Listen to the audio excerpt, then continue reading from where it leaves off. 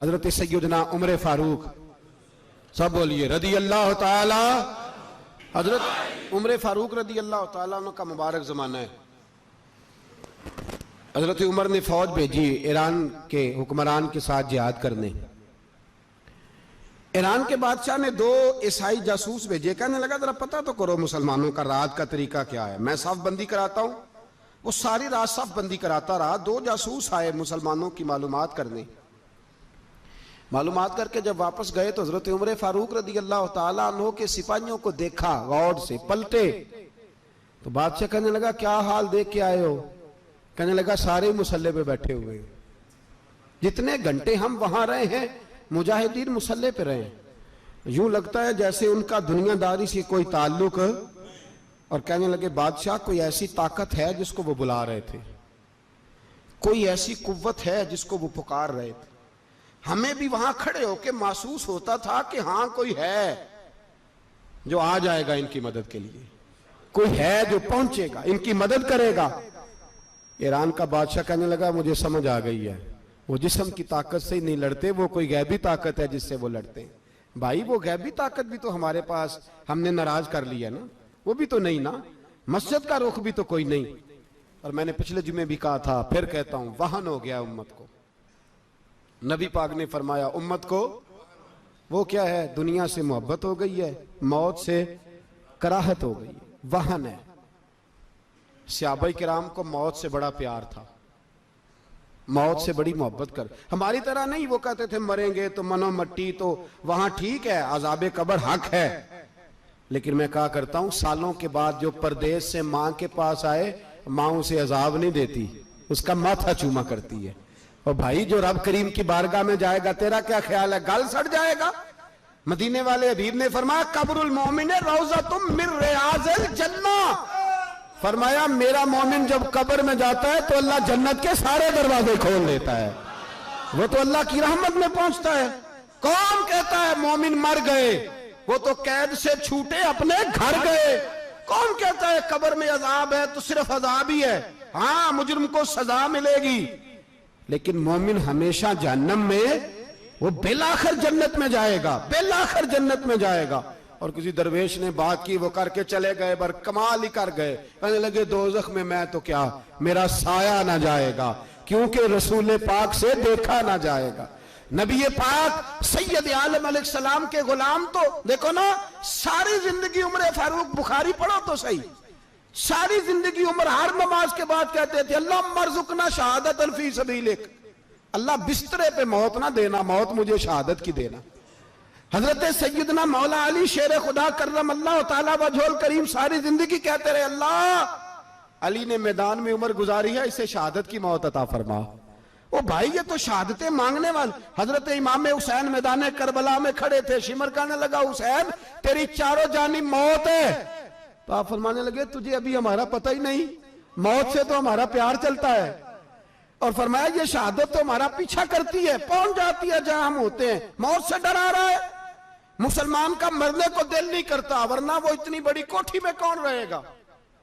मरने को दिल इसलिए नहीं करता कि वो जो 6 करोड़ 10 करोड़ डॉलर लूट के रखे, मर गए तो खाएगा कौन।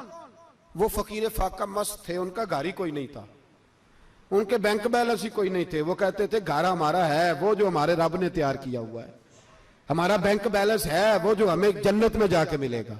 उनका तो ये खाता ही कोई नहीं था, इसलिए वो शहादत की। हजरत उमर बिन जमू रदी अल्लाह ताला अन्हु मैदाने ओहद में 4 बेटे लेके आए। कितने बेटे बोल के बताए?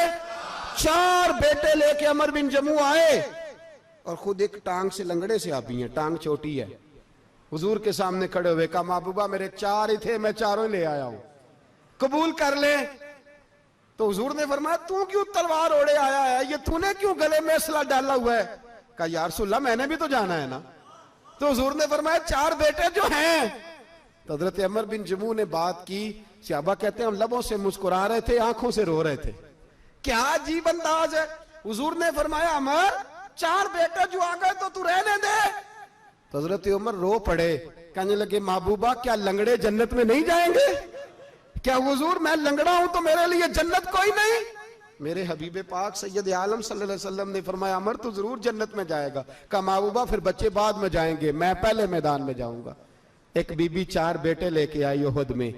कहा महबूबा कुल कमाई थी मैं ले आई हूं, मेरे पास कोई और शय होती तो मैं बचा के ना रखती। बेटे दे के ना हाजिरी लगवा के तो वापस दरवाजे पे ले गई। तो हजरत सैयदना अब्दुल्ला इब्न उमर फरमाते हैं बीबी बोल रही थी तो मेरा जज्बा जिहाद बढ़ रहा था। अपने बेटों को कहने लगी मैं तुम्हें हुजूर के पास छोड़ के जा रही हूं, जब तुम मैदान में गिरोगे तो मैं तुम्हें देखने आऊंगी, देखना तुम्हारी पुश्त पे कोई जख्म नजर ना आए। जितने तीर खाने हुए सीने पे खाना, जितने तलवारों के नेजों के जख्म बर्दाश्त करने हुए यहां खाना, पुश्त पे जख्म नजर ना आए। हजरत अब्दुल्ला इब्न उमर फरमाते हो बीबी की गुफ्तगू मेरा जज्बा जिहाद बढ़ा रही थी। एक बीबी 3 साल का 4 साल का बेटा लिए रो रही है, उहद का दिन है। सहेलियां पूछती हैं तू क्यों रोती है?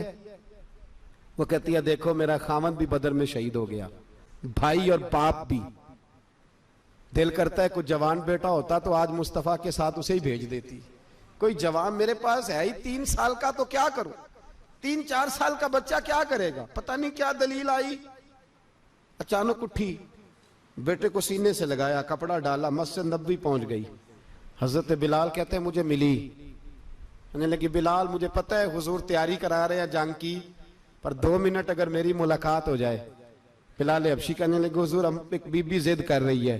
हुजूर बाहर आए, कहने लगी हुजूर मैं फलां की बेटी, फलां की बहन, फलां की बेवा हूं, मैंने बदर में 3 शहीद दिए हैं, अब मेरे पास ये 3 साल का लाल ही बचा है, बड़ा फख्र है मेरा।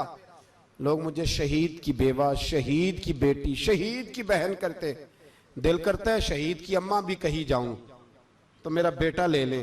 सैयदना बिलाल कहते हैं हुजूर मुस्कुराए, कहने लगे ये 3 साल का नौने हाल क्या करेगा? कहते हैं अम्मा का अजीब जज्बा है।